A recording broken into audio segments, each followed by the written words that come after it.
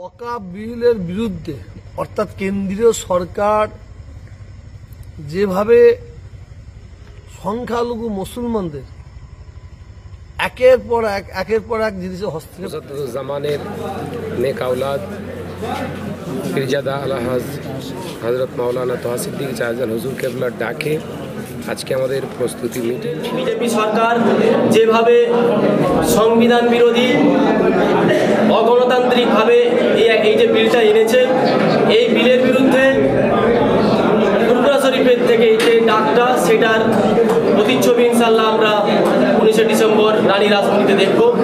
সেজন্যই জাতি ধর্ম বর্ণ নির্বিশেষে সকলের কাছে আহ্বান যে আপনারা ওই দিন দলে দলে। ওয়াকফটা কবে এলো?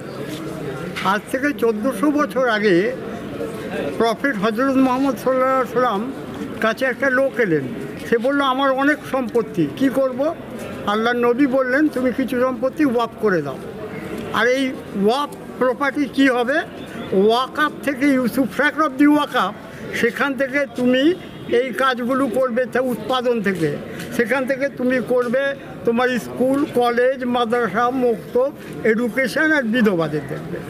এই প্রপার্টি থেকে নিয়ে উৎপাদন নিয়ে তুমি মসজিদ করতে পারবে না, এই কাজগুলো করবে। আর মসজিদ যেখানে হবে সেটা অলরেডি ওয়াকফ করলে। আর ওয়াকফ মিনস হচ্ছে property permanent dedication all behalf Almighty, চিরতরে আল্লাহর নামে চলে গেছে। আর মোতওয়াল্লি মিনস দেখভাল করবে। মোতওয়াল্লি দু রকমের হয়, অফে আওলাদ অ্যান্ড অফে লিল্লাহ। মানে অফে আওলাদ মানে তারা প্রপার্টি কেউ নয়, তারা দেখভাল করবে, সে দেখবে, তারপরের লোকরা দেখবে, এই মানে। কিন্তু প্রপার্টি ভেস্ট হয়ে গেল আল্লাহ। ওয়াকফ সম্পত্তি হচ্ছে আল্লাহর সম্পত্তি। কেন্দ্রীয় সরকারের সম্পত্তি নেই, রাজ্য সরকারের সম্পত্তি নেই।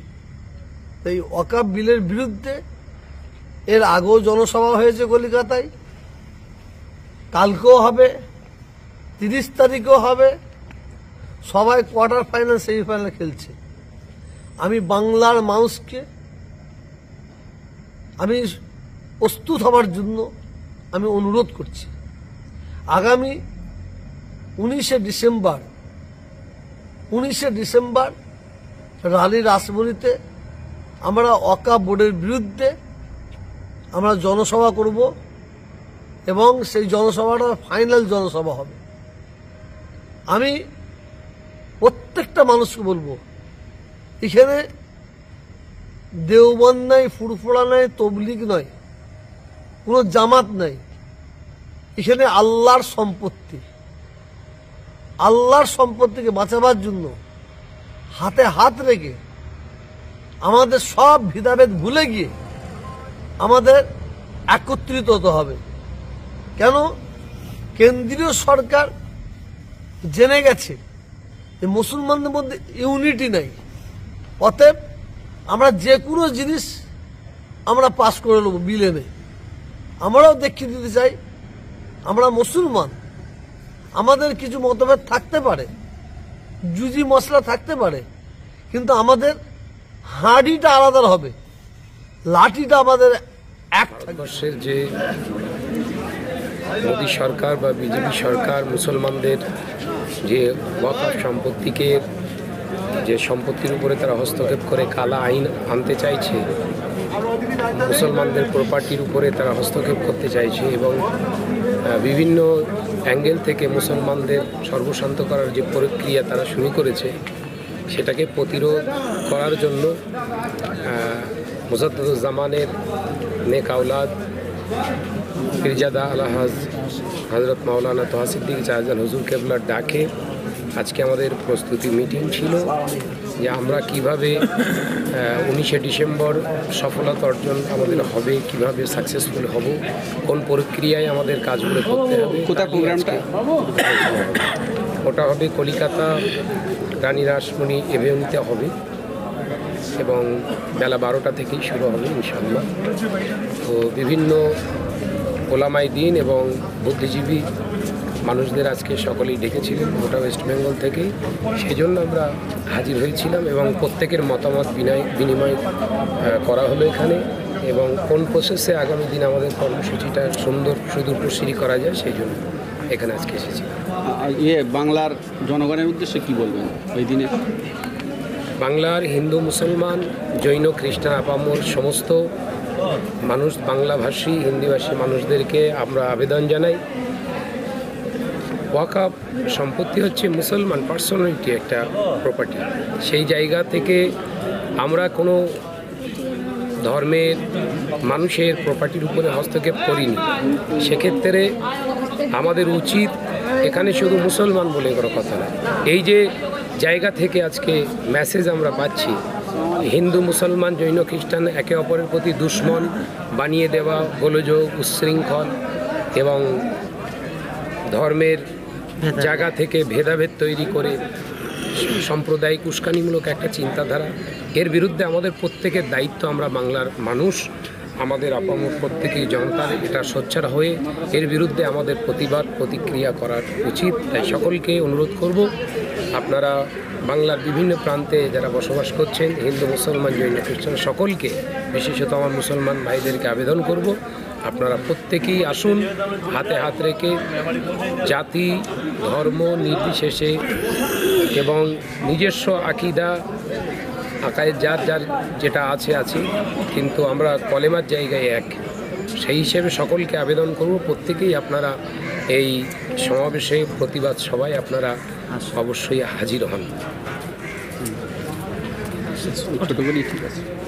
আগামী 19শে ডিসেম্বর রানী রাসমণিতে ফুরফুরা শরীফের মুখ্য নির্দেশক এবং মুজাদ্দেদিয়া অনাথ ফাউন্ডেশনের ডাকে ওয়াকফ বিল বিরোধী একটি বিরাট জনসমাবেশ অনুষ্ঠিত হতে চলেছে।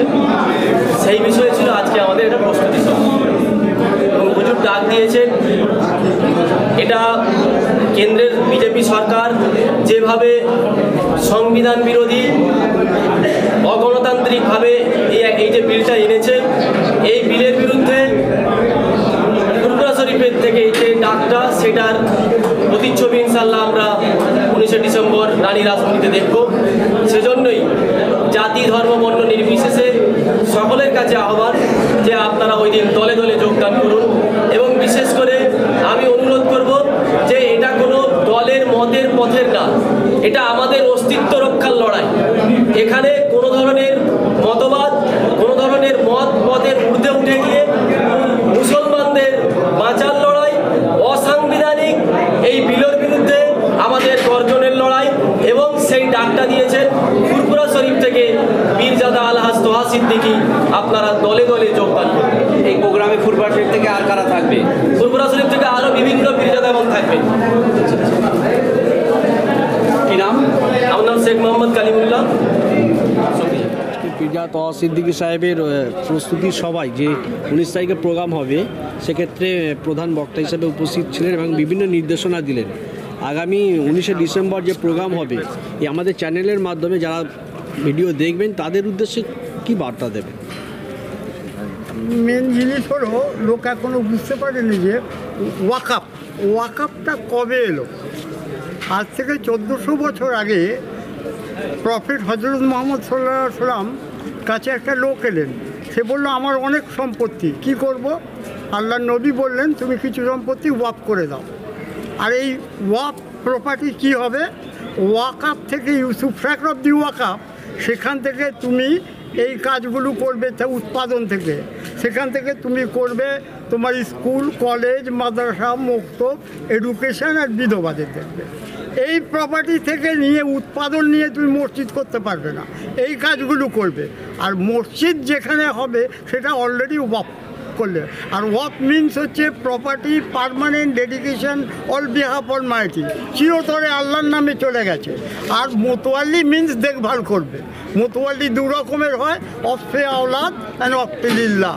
মানে অফে আওলাদ মানে তারা প্রপার্টি কেউ নয়, তারা দেখভাল করবে, সে দেখবে, তারপরের লোকরা দেখবে, এই মানে। কিন্তু প্রপার্টি ভেস্ট হয়ে গেল আল্লাহর নামে।